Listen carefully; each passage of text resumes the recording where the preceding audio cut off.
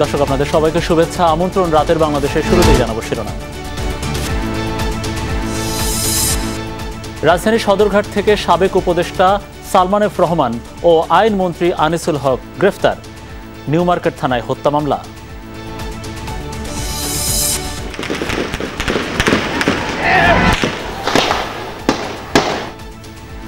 পুলিশের গুলিতে বছিলায় দোকানে নিহতের ঘটনায় শেখ হাসিনা, ওবায়দুল কাদের সহ 7 জনের বিরুদ্ধে হত্যা মামলা।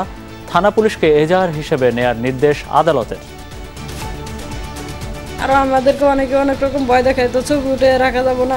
আমরা তো ভয়ে কিছু বলিও না, কিছু করিও না। গুলিটা যেখানে এসে লাগছে ওখানে মাথার মজক অর্ধেক পড়ে গেছে। ওখানে 15 আগস্টের জাতীয় শোক দিবসের ছুটি বাতিল। উপদেষ্টা পরিষদের সভায় গণ অভ্যুত্থানে আহতদের চিকিৎসা ও শহীদ পরিবারকে সহায়তার নীতিমালা করার সিদ্ধান্ত। রেজিস্ট্যান্স উইকে ঢাকা বিশ্ববিদ্যালয়ে বৈষম্য বিরোধী ছাত্র আন্দোলনের মিছিল সমাবেশ। আওয়ামী লীগ ও 14 দলের নেতাদের বিরুদ্ধে মামলার আহ্বান। যেসব হত্যাকাণ্ড ঘটানো হয়েছে সেগুলোর দ্রুত বিচার নিশ্চিত করতে বিশেষ ট্রাইব্যুনাল গঠন করতে হবে। আগের ফ্যাসিস্ট সরকারের যারা ফুড সোলজার ছিল, সেসব আমলা ছিল, পদচ্যুতের মধ্য দিয়ে আমরা সেদিন দৃশ্যমান পদক্ষেপ দেখতে চাই। ঠাকুরগাঁওয়ে বিএনপির সম্প্রীতি সমাবেশ। আওয়ামী লীগের বিরুদ্ধে দেশে অস্থিতিশীলতা সৃষ্টির অভিযোগ। গণহত্যার তদন্ত চেয়ে জাতিসংঘে চিঠি। জীবন বিপন্নের শঙ্কায় থাকা মন্ত্রী এমপির মতো প্রভাবশালীদের আশ্রয় দিয়েছে সেনাবাহিনী। মামলা হলে শাস্তির আওতায় যাবেন, জানালেন জেনারেল ওয়াকার। জীবন বিপন্ন হয়, ধর্ম বর্ণ নির্বিশেষে অবশ্যই আমরা তাদেরকে আশ্রয় দিয়েছি, এবং তাদের বিরুদ্ধে যদি কোনো অভিযোগ থাকে, মামলা হয়, অবশ্যই তারা শাস্তির আওতায় যাবেন। এছাড়াও রাতের বাংলাদেশে থাকছে পুলিশে বড় ধরনের রদবদল। অবসরে পাঠানো হলো এসবির সাবেক প্রধান মনির ও ডিএমপির সাবেক কমিশনার হাবিবকে। এনএসআইয়ের নতুন মহাপরিচালক major general Abu Mohammad Sarwar Farid.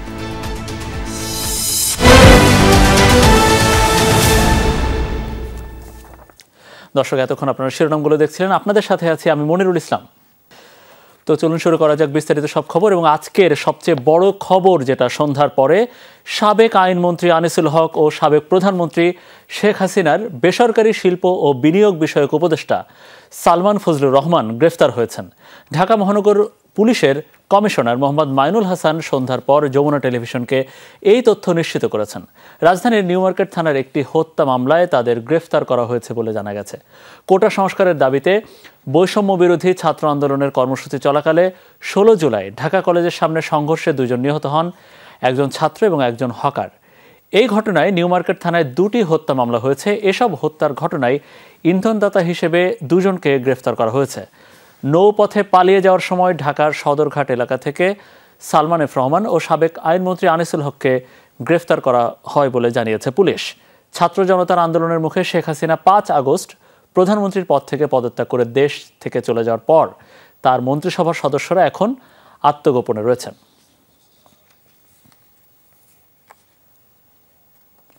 Salman F Rahman ছিলেন সাবেক প্রধানমন্ত্রী শেখ হাসিনার বেসরকারি শিল্প ও বিনিয়োগ বিষয়ক উপদেষ্টা। ছিলেন বেশ প্রতাপশালী।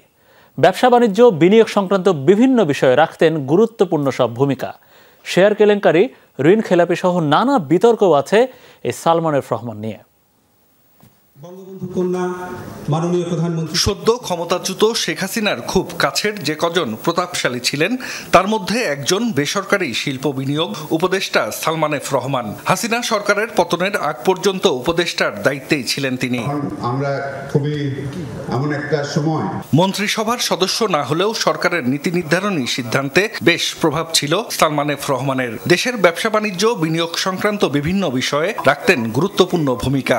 আমাদের এর থেকে অনেক শক্তিশালী আমাদের পুঁজিবাজার থাকার কথা। বিভিন্ন রাষ্ট্রের সাথে বাংলাদেশের সম্পর্কের ক্ষেত্রেও ভূমিকা রাখতে দেখা গেছে সালমান এফ রহমানকে। থাকতেন প্রধানমন্ত্রীর সফর সঙ্গী হিসেবে। বিশেষ অর্থনৈতিক অঞ্চলগুলি শেয়ার কেলেঙ্কারি, ঋণ খেলাপি সহ নানা বিতর্কও আছে সালমান এফ রহমানকে নিয়ে। 1996 সালের শেয়ার বাজার জালিয়াতির ঘটনায় তাকে অভিযুক্ত করা হয়। পরবর্তীতে উচ্চ আদালত মামলাটি বাতিল করে দেয়। 2007 সালে দুর্নীতির মামলায় গ্রেফতারও হন তিনি।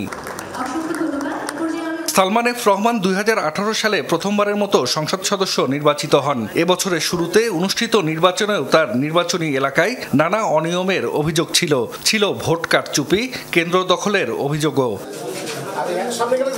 জাহিদ হাসান, যমুনা নিউজ। সদ্য বিদায়ী প্রধানমন্ত্রী শেখ হাসিনা ও তার আমলের 2 মন্ত্রীসহ 7 জনের বিরুদ্ধে হত্যা মামলা গ্রহণের নির্দেশ দিয়েছেন আদালত। ঢাকার মেট্রোপলিটন ম্যাজিস্ট্রেট রাজেশ চৌধুরীর আদালত আজ এই আদেশ দিয়েছেন। এস.এম. আমির হামজা নামের এক ব্যক্তি এই মামলার আবেদন করেছিলেন। সচেতন নাগরিক হিসেবে মামলাটি দায়ের করেছেন বলে দাবি মামলার বাদীর। রাজধানীর মোহাম্মদপুরের ছোট্ট এই দোকানে পান সুপারি বিক্রি করতেন আবু সাইদ। পরিবারের দাবি 19 জুলাই বিকেলে তিনি কাজে বের হন। সে সময় কোটা সংস্কারের আন্দোলন চলছিল রাজপথে। আন্দোলনকারীদের উপর গুলি চালায় পুলিশ। সেগুলিতে নিহত হন এই পান দোকানদার। একমাত্র উপার্জনাক্ষম ব্যক্তিকে হারিয়ে দিশেহারা পরিবার। মামলা চালানোর সামর্থ্য না থাকায় বিচার চাইতেও যাননি কোথাও। আর আমাদেরকে অনেক রকম ভয় দেখায়, তো ছবি উঠে রাখা যাবো না, বা লাশ মারা গেছে এটা কিছু করা যাবে না, সাংবাদিক করে ছবি উঠাইতে দেয় না, সাংবাদিক আসছিল। আমরা তো ভয়ে কিছু বলিও নাই, কিছু করিও নাই। গুলিটা যে এখানে এসে লাগছে, ওখানে মাথার মজক অর্ধেক পড়ে গেছে ওখানে। মানে এগুলো বলার মতন না, বললে গেলা নিজের শরীর কন্ট্রোল করতে পারবে। সেদিনের ঘটনা স্মরণ করে আপ্লুত হয়ে ওঠেন প্রত্যক্ষদর্শীরা। হুসেন মার্কেটে পলি কিন্তু পলি পাইছে না, পরে গেছে আল্লাহ করি মেন থেকে আইতে গিয়া মমতাজ মার্কেটে যে গুলি খায়া মারা গেছে। লাশ পাইছিলাম, ঠিক আছে, আপনার ছিটা বুলেট ছাড়ছিল, সেই বুলেটে আঘাত লাগছে এই জায়গায়। লোকটা তো একেবারে নিরীহ ছিল, অসহায় ছিল। এই ঘটনায় সাবেক প্রধানমন্ত্রী শেখ হাসিনা ও আওয়ামী লীগের সাধারণ সম্পাদক ওবায়দুল কাদেরের বিরুদ্ধে মামলা হয়েছে। আসামির তালিকায় আরও আছেন সাবেক স্বরাষ্ট্রমন্ত্রী আসাদুজ্জামান খান কামাল, সাবেক আইজিপি চৌধুরী আব্দুল্লাল মামুন, ডিএমপির অতিরিক্ত কমিশনার হারুনুর রশিদ, যুগ্ম কমিশনার বিপ্লব কুমার এবং ডিএমপির সাবেক কমিশনার হাবিবুর রহমান। এছাড়া অজ্ঞাতনামা আসামি করা হয়েছে তৎকালীন সরকারের ঊর্ধ্বতন কর্মকর্তাদের।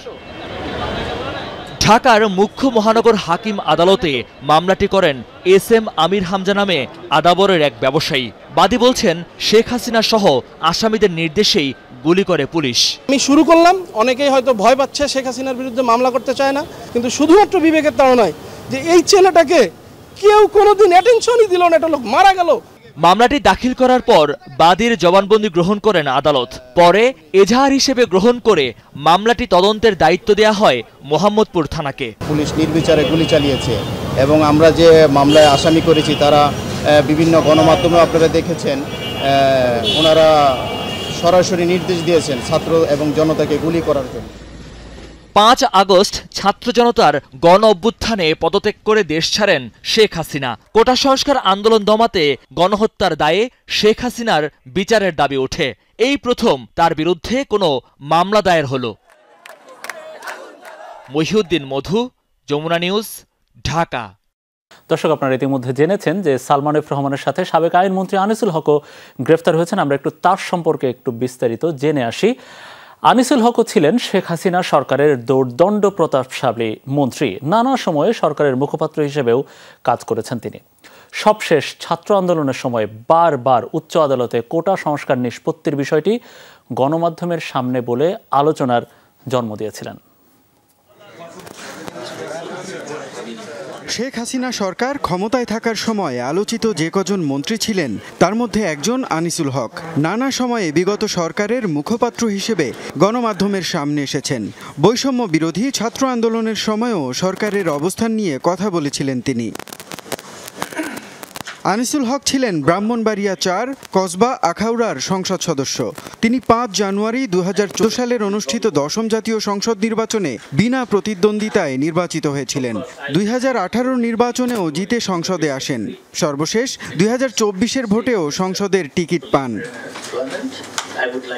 আনিসুল হক দুর্নীতি দমন কমিশন বাংলাদেশের প্রধান আইনজীবী ও বিশেষ প্রসিকিউটর ছিলেন। তিনি পিলখানা হত্যা মামলার প্রধান কৌশলীও ছিলেন। নানা সময়ে এমন গুরুত্বপূর্ণ দায়িত্বে থেকে তিনি আস্থাভাজন হয়ে ওঠেন শেখ হাসিনার। গেল সরকারের আমলে সবচেয়ে বেশি সমালোচিত ডিজিটাল নিরাপত্তা আইনের মূল হোতাও অনেকে মনে করেন তাকে, যে আইনের ভুক্তভোগী বিভিন্ন শ্রেণী পেশার মানুষ। সবথেকে বেশি সেই আইন ভুগিয়েছে গণমাধ্যম কর্মীদের। অনেক সাংবাদিক সেই আইনের বেড়াজালে পড়ে জেল খেটেছেন। বহুবার সাংবাদিকদের আপত্তি সত্ত্বেও সেই আইন বাতিল করা হয়নি। পরে কিছুটা পরিবর্তন করে নাম দেয়া হয় সাইবার সিকিউরিটি অ্যাক্ট। মুনিম রাব্বি, যমুনা নিউজ, ঢাকা। 15 আগস্টের সাধারণ ছুটি বাতিল করেছে অন্তর্বর্তীকালীন সরকার। মঙ্গলবার সন্ধ্যায় রাষ্ট্রীয় অতিথি ভবন যমুনায় প্রধান উপদেষ্টা ডক্টর মোহাম্মদ ইউনূসের সভাপতিত্বে অন্যান্য উপদেষ্টাদের সাথে অনুষ্ঠিত সভায় এই সিদ্ধান্ত নেওয়া হয়। ছাত্র জনতার গণ অভ্যুত্থানে শহীদদের উদ্দেশ্যে শোক প্রস্তাব গ্রহণের পাশাপাশি গণ অভ্যুত্থানে আহতদের চিকিৎসা ও শহীদ পরিবারকে সহায়তা দিতে সভায় নীতিমালা প্রণয়নের সিদ্ধান্ত হয়। বিস্তারিত জানাচ্ছেন সহকর্মী তাওহিদ মিথুন। বিকেল 4টার পর অন্তর্বর্তীকালীন সরকারের প্রধান উপদেষ্টা ডক্টর মোহাম্মদ ইউনূসের সভাপতিত্বে উপদেষ্টা পরিষদের সভা শুরু হয়। প্রধান উপদেষ্টার কার্যালয় রাষ্ট্রীয় অতিথি ভবন যমুনায় অনুষ্ঠিত এই বৈঠকে বিভিন্ন মন্ত্রণালয়ের উপদেষ্টা উপস্থিত ছিলেন। প্রায় 3 ঘণ্টারও বেশি সময় ধরে চলে উপদেষ্টা পরিষদের সভা। বৈঠকে ছাত্র জনতার গণ অভ্যুত্থানে আত্মোৎসর্গকারী শহীদদের উদ্দেশ্যে অন্তর্বর্তীকালীন সরকারের উপদেষ্টা পরিষদ শোক প্রস্তাব গ্রহণ করে। সভায় বাংলাদেশ ব্যাংকের গভর্নর সহ আর্থিক খাতে নিয়োগের জন্য ৬৭ বছর বয়স থাকার বিধানটি বিলুপ্ত করার সিদ্ধান্ত হয়, যেটি অনুমোদন দেয় উপদেষ্টা পরিষদ। উপদেষ্টা পরিষদের সাথে রাজনৈতিক দলগুলোর সংলাপে ব্যাপক ঐকমত্যের ভিত্তিতে জাতীয় শোক দিবস উপলক্ষে ঘোষিত 15 আগস্টের সাধারণ ছুটি বাতিলের বিষয়টি উপদেষ্টা মণ্ডলী বৈঠকে অনুমোদিত হয়েছে। বৈঠকে স্বাস্থ্যসেবা বিভাগের উদ্যোগে বৈষম্য বিরোধী ছাত্র আন্দোলনের প্রতিনিধি, অর্থ বিভাগ, সমাজ কল্যাণ মন্ত্রণালয়, মাধ্যমিক ও উচ্চ মাধ্যমিক বিভাগ, কারিগরি ও মাদ্রাসা শিক্ষা বিভাগ, প্রাথমিক ও গণশিক্ষা মন্ত্রণালয় সহ সংশ্লিষ্ট অন্যান্য মন্ত্রণালয় ও বিভাগের প্রতিনিধিদের সমন্বয়ে একটি কমিটি গঠনের সিদ্ধান্ত নেওয়া হয়। ছাত্র জনতার সাম্প্রতিক গণ অভ্যুত্থানে আহতদের চিকিৎসা এবং শহীদ পরিবারকে সহায়তা প্রদানের উদ্দেশ্যে একটি নীতিমালা প্রণয়ন করা হবে। একই সাথে সাম্প্রতিক গণ অভ্যুত্থানে শহীদ এবং আহত ব্যক্তিদের পরিচিতি সহ পূর্ণাঙ্গ তালিকা প্রস্তুতের সিদ্ধান্ত নেওয়া হয়। তাওহিদ মিথুন, যমুনা নিউজ, ঢাকা। জুলাই থেকে আগস্টে হত্যাযজ্ঞে জড়িত আওয়ামী লীগ ও 14 দলের নেতাদের বিরুদ্ধে দেশব্যাপী মামলা দেয়ার আহ্বান জানিয়েছেন বৈষম্য বিরোধী ছাত্র আন্দোলনের নেতারা। রেজিস্ট্যান্স উইক কর্মসূচির প্রথম দিনে 4 দফা দাবি তুলে ধরেন তারা। দাবি জানান বিদায়ী সরকারের আমলে নিয়োগপ্রাপ্ত আমলা ও সচিবদের পদত্যাগের পাশাপাশি বৈষম্য বিরোধী ছাত্র আন্দোলনের নামে যারা চাঁদাবাজি বা দখল করছে তাদের বয়কট করার আহ্বানও জানান সমন্বয়করা। সপ্তাহব্যাপী রেজিস্ট্যান্স উইক নামের নতুন কর্মসূচি নিয়ে মাঠে বৈষম্য বিরোধী ছাত্র আন্দোলন। কর্মসূচির প্রথম দিন মঙ্গলবার বিকেলে শিক্ষার্থীরা জমায়েত হয় ঢাকা বিশ্ববিদ্যালয়ের সন্ত্রাস বিরোধী রাজু ভাস্কর্যের সামনে। এখান থেকে মিছিল শুরু করে শিক্ষার্থীরা, প্রদক্ষিণ করে মধুর ক্যান্টিন, ভিসি চত্বর। নানা দাবিতে স্লোগান তোলে আন্দোলনকারীরা। মিছিল পৌঁছায় শহীদ মিনারে। আন্দোলনে নিহতদের স্মরণে 1 মিনিট নীরবতা পালন করে তারা। পরে 4 দফা দাবি জানান সমন্বয়করা। যেসব হত্যাকাণ্ড ঘটানো হয়েছে সেগুলোর দ্রুত বিচার নিশ্চিত করতে বিশেষ ট্রাইব্যুনাল গঠন করতে হবে। প্রশাসনের যে কোনো পর্যায়ে সেই ইনক্লুসিভের জায়গা থেকে আগের ফ্যাসিস্ট সরকারের যারা ফুড সোলজার ছিল, যেসব সচিব ছিল, সেসব আমলা ছিল, তাদেরকে পদত্যাগের মধ্য দিয়ে, পদচ্যুতের মধ্য দিয়ে আমরা সেদিন দৃশ্যমান পদক্ষেপ দেখতে চাই। গত সরকারের আমলে নিয়োগপ্রাপ্ত আমলা ও সচিব যাদের বিরুদ্ধে দুর্নীতির অভিযোগ আছে তাদের পদত্যাগের দাবিও জানানো হয়। পাশাপাশি সমন্বয়ক পরিচয়ে যারা চাঁদাবাজি করছে তাদের প্রতিহতের ঘোষণা দেন আন্দোলনকারীরা। যতক্ষণ পর্যন্ত আমরা পরিপূর্ণ স্বাধীনতা অর্জন করতে পারছি না, ততক্ষণ পর্যন্ত রাজপথে থাকার শপথ আমরা কি নিতে পারি? অনেক আছে সুযোগ সন্ধানী যারা আসলে আমাদের এই বৈষম্য বিরোধী ছাত্র আন্দোলনের যে মর্যাদা পেয়েছে সারা দেশে, সেটিকে ব্যবহার করে একটি অপব্যবহার করার চক্রান্ত আঁকছে। যারা চক্রান্ত করবে, যারা এর নামে চাঁদাবাজি করবে, যারা এর নামে বিভিন্ন জায়গায় সহিংসতা করবে, তাদেরকে আপনারা বয়কট করবেন। যতদিন সুষ্ঠু বিচার না হবে ততদিন মাঠে থাকার হুঁশিয়ারি দেন সমন্বয়করা। আন্দোলনে হতাহতদের সঠিক তালিকা তৈরিতে সকলকে সহযোগিতার আহ্বান জানান তারা। তাৎক্ষণিকভাবে ভলান্টিয়ার টিম গঠন করতে পারেন। শাকিল হাসান, যমুনা নিউজ, ঢাকা। দেশকে অস্থিতিশীল করতে পরিকল্পিতভাবে সংখ্যালঘুদের ওপর হামলা চালানো হচ্ছে বলে অভিযোগ করেছেন বিএনপি মহাসচিব মির্জা ফখরুল ইসলাম আলমগীর। তার দাবি, আওয়ামী লীগের দোসররা এসব হামলা চালাচ্ছে। ঠাকুরগাঁয়ে সম্প্রীতি সমাবেশ থেকে পরিস্থিতি মোকাবেলায় বিএনপি নেতাকর্মী সহ দেশবাসীকে ঐক্যবদ্ধ থাকার আহ্বান জানান মির্জা ফখরুল। অন্যদিকে ছাত্র জনতা হত্যার ঘটনা তদন্তে জাতিসংঘের কাছে চিঠি দিয়েছে বিএনপি। সরকার পতনের পর এই প্রথম নিজ জেলা ঠাকুরগাঁয়ে সমাবেশ করেন বিএনপি মহাসচিব মির্জা ফখরুল ইসলাম আলমগীর। মহাসচিবের আগমন ঘিরে ব্যাপক উৎসাহ উদ্দীপনা দেখা গেছে স্থানীয়দের মাঝে। তৃণমূল নেতাদের দাবি, গত 17 বছরের মধ্যে এই প্রথম সংখ্যাহীনভাবে কর্মসূচিতে যোগ দেন বিএনপি কর্মী সমর্থকরা। রাজনৈতিক পট পরিবর্তন, নতুন সরকার গঠন সহ সমসাময়িক নানা ইস্যুতে কথা বলেন বিএনপি মহাসচিব। অভিযোগ করেন, পরিকল্পিতভাবে দেশকে অস্থিতিশীল করার চেষ্টা করছে আওয়ামী দোসররা।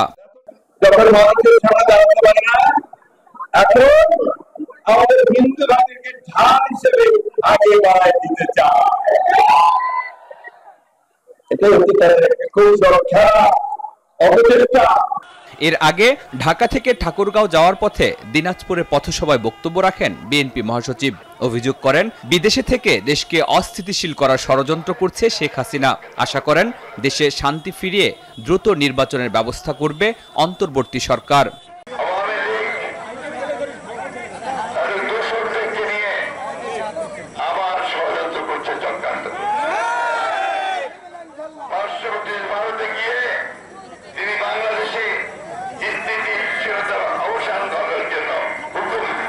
অন্যদিকে ছাত্র জনতাকে হত্যার অভিযোগ এনে আন্তর্জাতিক তদন্ত চেয়ে জাতিসংঘের কাছে চিঠি দিয়েছে বিএনপি। দুপুরে বাংলাদেশে জাতিসংঘের আবাসিক অফিসে এই চিঠি হস্তান্তর করেন বিএনপির স্থায়ী কমিটির সদস্য আমির খসরু মাহমুদ চৌধুরীর নেতৃত্বে একটি প্রতিনিধি দল। আমরা জাতিকে কলঙ্কমুক্ত করার জন্য এই ধরনের একটা পরিচ্ছন্ন, একটি নিরপেক্ষ, গ্রহণযোগ্য একটা তদন্তের কথা বলেছি। জাতিসংঘকে অনুরোধ করেছি, আমরা ইন্টেরিয়াম গভর্নমেন্টকেও অনুরোধ করেছি জাতিসংঘকে বলার জন্য। তো আমরা আশা করছি যে জাতির এই ক্রান্তি লগ্নে এরকম একটি তদন্ত সকলের আকাঙ্ক্ষা, জাতির আকাঙ্ক্ষা বলে আমরা মনে করি। সকালে কোটা সংস্কার আন্দোলনে আহতদের দেখতে ঢাকা মেডিকেলে যান আরেক স্থায়ী কমিটির সদস্য ডক্টর আব্দুল মঈন খান। শরীফুল ইসলাম খান, যমুনা নিউজ, ঢাকা। মুসলমান, হিন্দু বা বৌদ্ধ হিসেবে নয়, মানুষ হিসেবে অধিকার নিশ্চিত করার আহ্বান জানিয়েছেন প্রধান উপদেষ্টা ডক্টর মোহাম্মদ ইউনূস। দুপুরে ঢাকেশ্বরী মন্দির পরিদর্শন শেষে সনাতন সম্প্রদায়ের নেতৃবৃন্দের সাথে মতবিনিময়ের সময় তিনি এই আহ্বান জানান। প্রধান উপদেষ্টা এ সময় বলেন, দেশের সব মানুষের জন্যই এক আইন ও এক সংবিধান, তাই সাংবিধানিক অধিকার প্রতিষ্ঠায় বর্তমান সরকারের প্রধান লক্ষ্য। এ সরকার পারল কি পারল না, তার জন্য ধৈর্য ধরারও আহ্বান জানান ডক্টর ইউনূস। সনাতন সম্প্রদায়ের জাতীয় উপাসনালয় ঢাকেশ্বরী মন্দিরে 2 উপদেষ্টা সহ পরিদর্শনে যান প্রধান উপদেষ্টা ডক্টর মোহাম্মদ ইউনূস। তাকে স্বাগত জানান সনাতন সম্প্রদায়ের নেতারা। মন্দিরের প্রধান গেট থেকে নেমে হেঁটেই হিন্দু সম্প্রদায়ের নেতাদের সাথে নিয়ে মন্দির ঘুরে দেখেন সরকার প্রধান। শুভেচ্ছা বিনিময় করেন মন্দিরের সেবায়েতদের সাথে। পরে মতবিনিময়ে বসেন প্রধান উপদেষ্টা ডক্টর মোহাম্মদ ইউনূস। হিন্দু সম্প্রদায়ের নেতারা তুলে ধরেন তাদের বক্তব্য। যেদিন এয়ারপোর্টে আসলেন সেদিনে আমাদের কথা বলেছেন, আমরা আশ্বস্ত হয়েছি, সাহস পেয়েছি। আর শপথ নেওয়ার স্বল্পতম সময়ের মধ্যে আপনি আজকে আমাদের কথা ফিল করে এখানে উপস্থিত হয়েছেন, আমরা সাহস পেয়েছি, আস্থা পেয়েছি। পরে প্রধান উপদেষ্টা বলেন, ন্যায় বিচার প্রতিষ্ঠাই সরকারের প্রধান লক্ষ্য। এ সময় ডক্টর ইউনূস ধর্ম ও জাতি হিসেবে নিজেদের মধ্যে বিভক্তি না করার আহ্বান জানান। আমাদের গণতান্ত্রিক যে আকাঙ্ক্ষা, সেখানে আমরা বিবেচিত মুসলমান হিসেবে নয়, হিন্দু হিসেবে নয়, বৌদ্ধ হিসেবে নয়, মানুষ হিসেবে। আমাদের অধিকারগুলো নিশ্চিত হোক। সমস্ত সমস্যার গোড়া হলো আমরা যত প্রাতিষ্ঠানিক আয়োজন এগুলো করেছি সব কিছু পচে গেছে, এই কারণে এই গোলমালগুলো হইতেছে। কাজে আমরা প্রাতিষ্ঠানিক আয়োজনগুলোকে ঠিক করতে হবে, যে ন্যায় বিচার হলে কে বিচার পাবেন আমাদের বলেন। সবাইকে ধৈর্য ধরে সরকারকে সহায়তা করার আহ্বান জানান ডক্টর ইউনূস। পরামর্শ দেন, হিন্দু হিসেবে নয়, দেশের নাগরিক হিসেবে সরকারের কাছে সাংবিধানিক অধিকার চাওয়ার। আমাদের নীতিটা আমরা প্রতিষ্ঠা করতে পারি। আমরা যে প্রাতিষ্ঠানিক আয়োজন করেছি এটা বায়াস একটা, আপনি যত কিছুই বলেন ওই একটা করতে আরম্ভ করবেন, তারা মজা পেয়ে যাবেন। ওই মজার খেলাতে আর আমাদেরকে নিয়ে যাবেন না। আমরা এসেছি যে এক মানুষ এক অধিকার, এর মধ্যে কোনো পার্থক্য করা যাবে না। আমাদেরকে একটু সাহায্য করেন, আপনারা ধৈর্য ধরেন, করতে পারলাম কি পারলাম না সেটা পরে বিচার করেন, যদি না পারি আমাদেরকে দোষ দিন, এটাই হলো বিষয়। অন্তর্বর্তী সরকারের কাছে 53 বছরের সনাতন নির্যাতন ও বৈষম্যের বিচারে কমিশন গঠন করার দাবি জানান সনাতন সম্প্রদায়ের নেতারা। ভাস্কর ভাদুরী, যমুনা নিউজ, ঢাকা। জুলাই মাসে হত্যাকাণ্ড ও নাশকতার সাথে জড়িতদের যথাযথ তদন্ত সাপেক্ষে দোষীদের চিহ্নিত করে উপযুক্ত শাস্তিমূলক ব্যবস্থার নেয়ার দাবি জানিয়েছেন আওয়ামী লীগ সভাপতি শেখ হাসিনা। রাতে এক বিবৃতিতে দেশবাসীকে 15 আগস্ট শোক দিবস পালনের জন্য আহ্বান জানান তিনি। যথাযথ মর্যাদার সাথে জাতীয় শোক দিবস পালনের সাথে বঙ্গবন্ধু ভবনে পুষ্পমাল্য অর্পণ ও দোয়া মোনাজাত করার আহ্বান জানান শেখ হাসিনা। বলেন, গত জুলাই মাস থেকে আন্দোলনের নামে নাশকতা, অগ্নিসন্ত্রাস ও সহিংসতার কারণে অনেকগুলো তাজা প্রাণ ঝরে গেছে। আগ্রাসনের শিকার হয়ে যারা মৃত্যুবরণ করেছেন তাদের প্রতি শোক প্রকাশ এবং তাদের আত্মার মাগফিরাত কামনা করেন শেখ হাসিনা। বিবৃতিতে তিনি বলেন, বাংলাদেশ বিশ্বে উন্নয়নশীল দেশের মর্যাদার আসনে অধিষ্ঠিত হয়েছিল, কিন্তু ষড়যন্ত্রকারীদের চক্রান্তে আজ তা ধূলিসাৎ হয়ে গেছে। সদ্য ক্ষমতাচ্যুত শেখ হাসিনাকে হত্যা মামলার আসামি করার প্রতিবাদে গোপালগঞ্জে বিক্ষোভ করেছে আওয়ামী লীগ। সন্ধ্যায় জেলা আওয়ামী লীগ কার্যালয় থেকে বিক্ষোভ মিছিলটি বের হয়। এতে অংশ নেয় সহযোগী সংগঠনের নেতাকর্মীরা। মিছিলটি শহরের বিভিন্ন সড়ক প্রদক্ষিণ করে চৌরাঙ্গি এলাকায় গিয়ে শেষ হয়। সেখানেই অনুষ্ঠিত হয় সংক্ষিপ্ত সমাবেশ। এতে বক্তারা শেখ হাসিনাকে হত্যা মামলার আসামি করায় তীব্র ক্ষোভ প্রকাশ করেন। সাবেক আইনমন্ত্রী আনিসুল হকের গ্রেফতারের খবরে ব্রাহ্মণবাড়িয়ার আখাউড়ায় আনন্দ মিছিল করেছে বিএনপি। রাতে পৌর শহরের সড়ক বাজারের 3 রাস্তার মোড় থেকে মিছিলটি বের করেন নেতাকর্মীরা, অংশ নেন সহযোগী সংগঠনের কর্মীরা। মিছিলটি বিভিন্ন সড়ক প্রদক্ষিণ করে রেলওয়ে স্টেশন রোডে গিয়ে শেষ হয়। সেখানে পথসভা করেন তারা। সভা শেষে আনিসুল হকের কুশপুত্তলিকা দাহ করা হয়। আখাউড়া ও কসবা আসনের সংসদ সদস্য ছিলেন সাবেক আইনমন্ত্রী আনিসুল হক।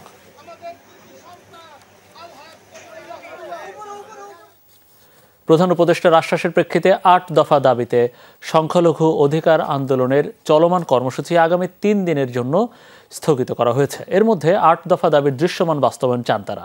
এদিকে অন্য আরেক বৈঠকে 71-এর চেতনায় অসাম্প্রদায়িক বাংলাদেশ গঠনের দাবি জানান হিন্দু, বৌদ্ধ, খ্রিস্টান ঐক্য পরিষদের নেতারা। বলেছেন, কেবল প্রতিশ্রুতি নয়, বাস্তবায়ন চান তারা। আওয়ামী লীগ সরকারের পতনের পর থেকে সংখ্যালঘু সম্প্রদায়ের উপর হামলা, মন্দির, উপাসনালয়ে ভাঙচুরের অভিযোগে 4 দিন ধরে শাহবাগ মোড়ে বিক্ষোভ করছে সংখ্যালঘু অধিকার পরিষদের ব্যানারে শিক্ষার্থীদের একটি সংগঠন। মঙ্গলবার রাষ্ট্রীয় অতিথি ভবন যমুনায় প্রধান উপদেষ্টা ডক্টর মোহাম্মদ ইউনূসের সাথে বৈঠক করেন আন্দোলনরত শিক্ষার্থীদের 6 প্রতিনিধি। অবিলম্বে ট্রাইব্যুনাল গঠন করে হামলা ভাঙচুরে জড়িতদের বিচারসহ 8 দফা দাবি জানান তারা। সরকারের পক্ষ থেকে আশ্বাস পাওয়ার কথাও জানান তারা। যেগুলো শর্ট টার্ম সেগুলো খুব দ্রুত বাস্তবায়নের জন্য তারা বলেছেন এবং আমরা জানিয়েছি যে হ্যাঁ, আমরা তাদেরকে এই সময়টুকু দেব এবং আমরা খুব দ্রুত এটার সুষ্ঠু সমাধানের জন্য কর্মসূচিগুলোর পরবর্তী পদক্ষেপ কি হবে বিচার বিবেচনায় রাখব। এরপরেই প্রধান উপদেষ্টার সাথে বৈঠক করেন হিন্দু, বৌদ্ধ, খ্রিস্টান ঐক্য পরিষদের নেতারা। মুক্তিযুদ্ধের চেতনায় অসাম্প্রদায়িক সমাজ গঠনের আহ্বান তাদের। একটি বৈষম্যহীন গণতান্ত্রিক অসাম্প্রদায়িক রাষ্ট্র ব্যবস্থা, এই লক্ষ্য নিয়েই তারা কাজে ইতিমধ্যে শুরু করেছেন এবং তারাও চান একটি পরিবেশ তৈরি করা, যেই পরিবেশের মধ্য দিয়ে বাংলাদেশের মানুষের মনে আশা এবং আস্থা জাগাতে পারে। আমরা বলেছি, অতীতে বিচারহীনতার যে অপসংস্কৃতি বাংলাদেশে চালু হয়েছে সেটা এই সরকারের মাধ্যমে সমূলে এটাকে ধ্বংস করা হবে, আর কেউ যেন এই ধরনের অপচেষ্টা করে পার না পায়। আলাদাভাবে প্রধান উপদেষ্টার সাথে দেখা করেন সচেতন সনাতনী নাগরিক এবং জাগরণ হিন্দু মঞ্চ নামে দুটি সংগঠন। তারাও সংখ্যালঘুদের নিরাপত্তা দাবি করেন। তারা উপযুক্ত পদক্ষেপ নিয়ে এই অরক্ষিত বাংলাদেশকে এইটাকে এখন সুরক্ষিত করবেন, এটা আমাদের জোর দাবি। বৈঠকে আসন্ন দুর্গাপূজায় 3 দিনের ছুটি এবং স্টার সানডে ও প্রবারণা পূর্ণিমায় 1 দিন করে ছুটির দাবি জানানো হয়। আরিফুর রহমান সবুজ, যমুনা নিউজ, ঢাকা। অতিমাত্রায় রাজনীতিকরণের মাধ্যমে পুলিশ, বিজিবি সহ বিভিন্ন প্রতিষ্ঠানকে দানবে পরিণত করা হয়েছিল। এর জন্য দায়ী ব্যক্তিদের দেশীয় এবং আন্তর্জাতিক আদালতে বিচার করা হবে। সকালে পিলখানায় বিজিবি হাসপাতালে ছাত্র আন্দোলনে আহতদের দেখতে গিয়ে এসব কথা বলেন স্বরাষ্ট্র উপদেষ্টা অবসরপ্রাপ্ত brigadier general doctor M Sakhawat Hossain.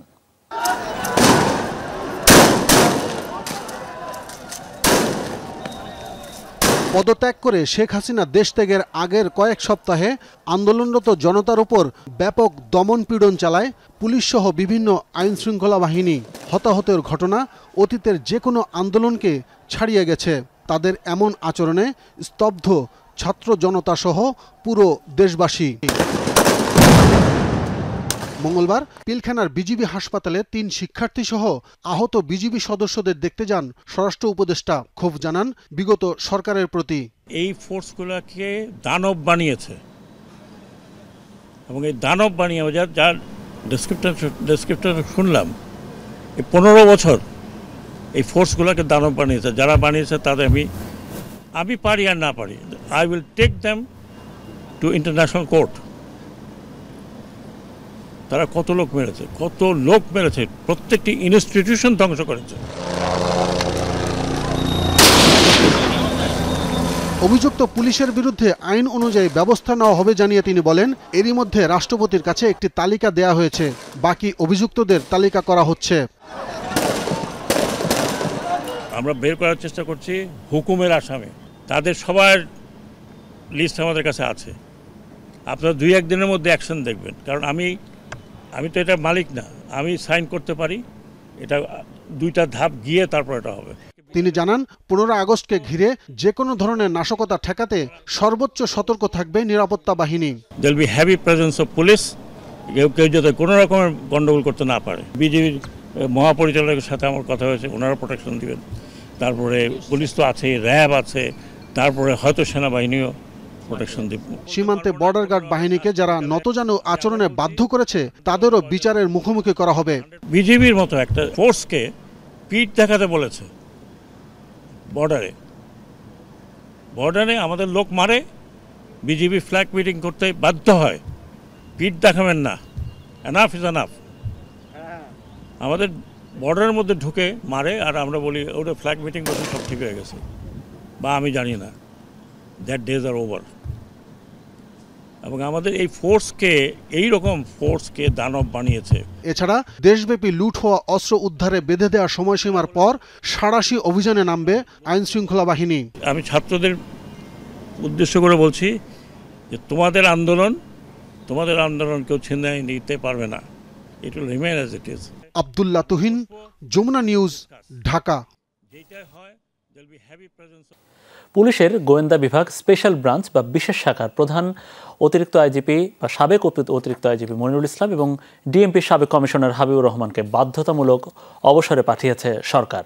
স্বরাষ্ট্র মন্ত্রণালয় থেকে জারি হওয়া পৃথক 2টি প্রজ্ঞাপনে এই তথ্য জানানো হয়েছে। এর আগে এসবি প্রধান মনিরুল ইসলাম ও ডিএমপি কমিশনার হাবিবকে পুলিশ সদর দপ্তরে সংযুক্ত করা হয়েছিল। এছাড়া রংপুর রেঞ্জের ডিআইজি আব্দুল বাতেন এবং Rangpur metropolitan police commissioner Mohammad মনিরুজ্জামানকেও চাকরি থেকে বাধ্যতামূলক অবসরে পাঠানো হয়েছে। এছাড়া পুলিশ ব্যুরো অফ ইনভেস্টিগেশন পিবিআইয়ের অতিরিক্ত পুলিশ মহাপরিদর্শক হয়েছেন মোহাম্মদ তৌফিক মাহবুব চৌধুরী। সিআইডি প্রধান অতিরিক্ত পুলিশ মহাপরিদর্শক মোহাম্মদ আলী মিয়া পুলিশ অধিদপ্তরে সংযুক্ত হয়েছেন। অতিরিক্ত উপপুলিশ মহাপরিদর্শক মোহাম্মদ আনোয়ার হোসেনকে খাগড়াছড়ি এপিবিএন ও বিশেষায়িত ট্রেনিং সেন্টারে অতিরিক্ত উপপুলিশ মহাপরিদর্শক ও FM আঞ্জুমান কালামকে সিআইডিতে অতিরিক্ত উপপুলিশ মহাপরিদর্শক মোহাম্মদ কামরুল হাসান ও শাহজাদা মোহাম্মদ আসাদুজ্জামানকে পুলিশ সদর দপ্তরে পদায়ন করা হয়েছে। ডিএমপির যুগ্ম পুলিশ কমিশনার মোহাম্মদ মাসুদ করিম, হাসান মোহাম্মদ শওকত আলী, খন্দকার ফরিদুল ইসলাম ও সৈয়দ হারুনুর রশিদ 13 কর্মকর্তাকে ডিএমপির উপ পুলিশ কমিশনার পদে পদায়ন করা হয়েছে। পাশাপাশি 16 পুলিশ সুপারকে বিভিন্ন রেঞ্জে সংযুক্ত করা হয়েছে। জাতীয় গোয়েন্দা সংস্থা এনএসআই মহাপরিচালক পদে মেজর জেনারেল আবু মোহাম্মদ সারোয়ার ফরিদকে নিয়োগ দেওয়া হয়েছে। মঙ্গলবার আন্তঃবাহিনী সংযোগ পরিদপ্তর আইএসপিআর থেকে এই তথ্য জানানো হয়।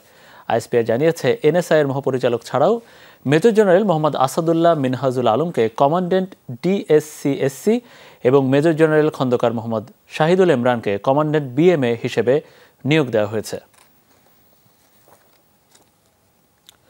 শপথ নিয়েছেন সুপ্রিম কোর্টের আপিল বিভাগের সদ্য নিয়োগ পাওয়া 4 বিচারপতি। তাদেরকে শপথ পাঠ করিয়েছেন প্রধান বিচারপতি সৈয়দ রেফাত আহমেদ। শপথ নেওয়া 4 জন হলেন বিচারপতি জুবায়ের রহমান চৌধুরী, বিচারপতি মোহাম্মদ সৈয়দ মোহাম্মদ জিয়াউল করিম, বিচারপতি মোহাম্মদ রেজাউল হক ও বিচারপতি এসএম এমদাদুল হক। সকাল 10:45 সুপ্রিম কোর্টের জাজেস লাউঞ্জে প্রধান বিচারপতি তাদের শপথ বাক্য পাঠ করান। এ সময় আপিল বিভাগের বিচারপতি আশফাকুল ইসলাম সহ হাইকোর্ট বিভাগের সব বিচারপতি উপস্থিত ছিলেন। এর আগে সোমবার রাতে 4 জনকে আপিল বিভাগে বিচারপতি হিসেবে নিয়োগ দেন রাষ্ট্রপতি। জীবনের নিরাপত্তা দিতেই গেল আওয়ামী লীগ সরকারের মন্ত্রিসভার কিছু সদস্যকে সেনা হেফাজতে রাখা হয়েছে বলে জানিয়েছেন সেনাপ্রধান জেনারেল ওয়াকারুজ্জামান।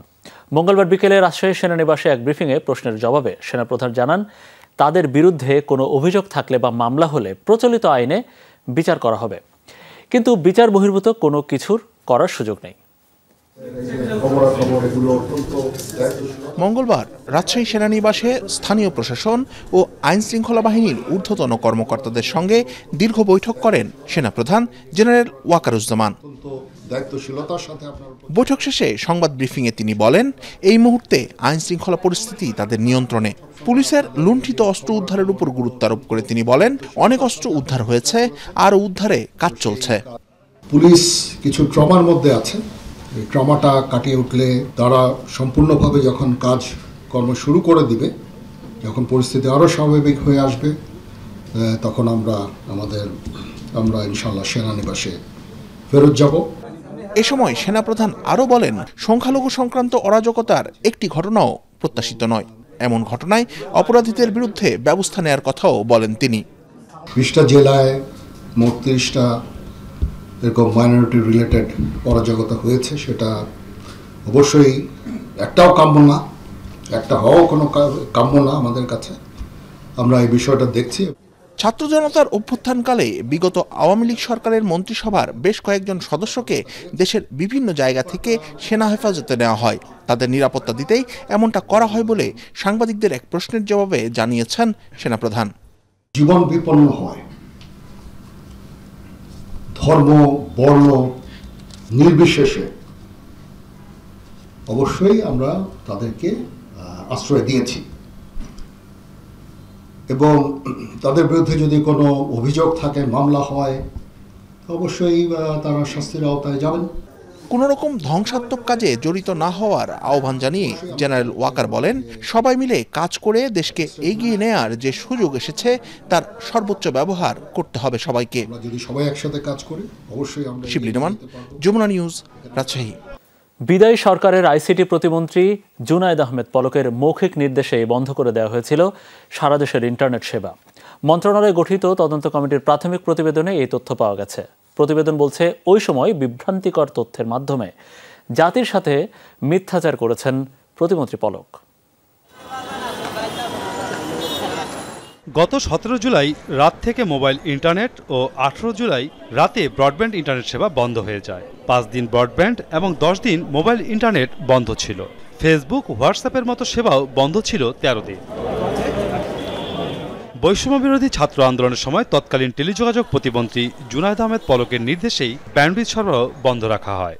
মন্ত্রণালয় গঠিত প্রাথমিক তদন্ত প্রতিবেদনে এই চিত্র উঠে আসে। বলা হয়, প্রশাসনিক অনুমোদন ছাড়াই মৌখিক নির্দেশে সেবা বন্ধ রাখতে বাধ্য করেন পলক। এর সাথে যুক্ত ছিলেন বিটিআরসির চেয়ারম্যান প্রকৌশলী মহিউদ্দিন আহমেদ। কার্যকর উদ্যোগ নিয়েছিল এনটিএমসি। সংশ্লিষ্টরা বলছেন, ডাটা সেন্টার পুড়ে যাওয়ার জন্য নয়, বরং নিয়ন্ত্রক সংস্থার কর্তা ব্যক্তিদের চাপেই ব্যান্ডউইথ সরবরাহ বন্ধ রাখা হয়। আইটিসি এবং সাবমেরিন কেবল আমরা জানতে পেরেছি যে সেই জায়গা থেকেই ব্যান্ডউইথগুলো আইজিকে সরবরাহ করছে না, তদ্রূপ আইএসিও আমাদেরকে ব্যান্ডউইথ দিতে পারছিল না, যার কারণেই আসলে এই ইন্টারনেট সেবা আমরা বিশেষ করে 5 দিন এবং 10 দিন মোবাইলের সেবাটা আমাদের ব্যাহত হয়েছিল এবং বন্ধ ছিল সারা বাংলাদেশে। সাবমেরিন কেবল এবং আইটিসি অপারেটর থেকে ব্যান্ডউইথ সরবরাহ বন্ধ রাখার মৌখিক নির্দেশনাও দেওয়া হয় বলে জানান ইন্টারন্যাশনাল ইন্টারনেট গেটওয়ে অপারেটররা। এটা সরকারের থেকেই নির্দেশনা দেওয়া হয়েছিল যে আইআইজি অপারেটরদেরকে কোনো ধরনের ব্যান্ডউইথ যেন প্রোভাইড না করা হয়, বাট আইআইজিতে সরকারের পক্ষ থেকে কোনো নির্দেশনা আমাদেরকে দেয় নাই। আমরা সেই সময় একবারে টোটালি আউট অফ নেটওয়ার্কই ছিলাম। তারই ফলশ্রুতিতে দেখা গিয়েছিল আমরা আমাদের যে ডাউন স্ট্রিম অপারেটর আছে, ইন্টারনেট সার্ভিস অপারেটর যারা আছেন, ইন্টারনেট সার্ভিস প্রোভাইডারদেরকে আমরা কোনো ব্যান্ডউইথ দিতে পারিনি। এনটিএমসি ও বিটিআরসি থেকে আইএসপি এবং মোবাইল অপারেটরদের ইন্টারনেট বন্ধের নির্দেশ দেওয়া হতো। মাসুদুজ্জামান রবিন, যমুনা নিউজ, ঢাকা। দর্শক, এই ছিল আমাদের রাতের বাংলাদেশের আয়োজন। এতক্ষণ আমাদের সাথে থাকার জন্য আপনাদের সবাইকে অনেক অনেক ধন্যবাদ।